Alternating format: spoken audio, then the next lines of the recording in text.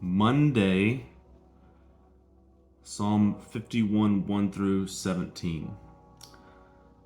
Man, this passage was hard for me. It took me a whole day to process through it.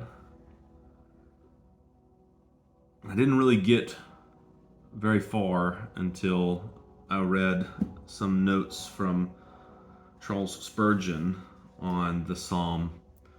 It made me think that I wonder, shame has been such a struggle for me in my Christian life that I wonder if in my reaction against shame that maybe I've maybe reacted too much, and that maybe I don't have a healthy place for remorse or conviction in my sin. I think it might be hard for me to know how to mourn my sin, my poverty in spirit, without beating myself up with shame. It's something I need to process through more. I wanted to read a little bit of what Spurgeon said, because part of the verse that really passage hit me was David saying, "Against you and you only have I sinned," whenever he committed adultery against the guy's wife and had the guy killed. I think that Uriah would be like, "Hey, like, against me also did you sin." Here's what Spurgeon said: "The virus of sin lies in its opposition to God. The psalmist's sense of sin towards others rather tended to increase the force of his feeling of sin against God.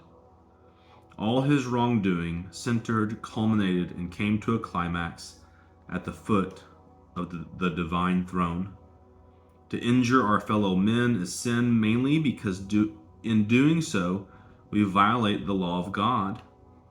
The penitent's heart was so filled with a sense of the wrong done to the Lord himself that all other confession was swallowed up in a broken-hearted acknowledgement of offense against him.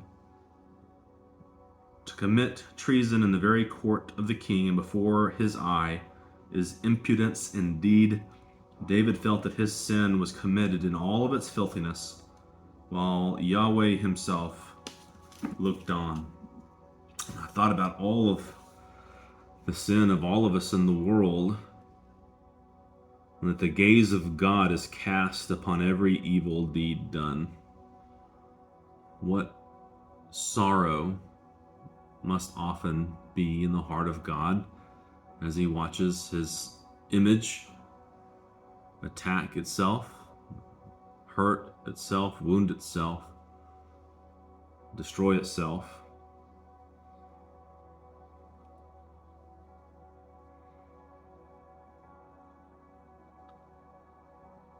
That to mourn my poverty of spirit, to mourn my sin, is in a way to step into mourning the evil that persists in all of creation, and that my sin is no less participatory in the same darkness of this world that makes every other sin possible.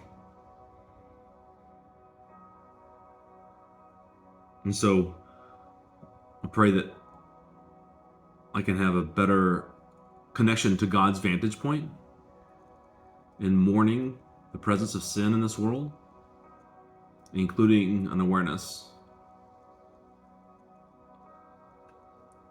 an ability of my own sin, the ability to mourn my own participation in the very same darkness that I hate when I see it in others. Blessed are those who mourn, for they shall be comforted.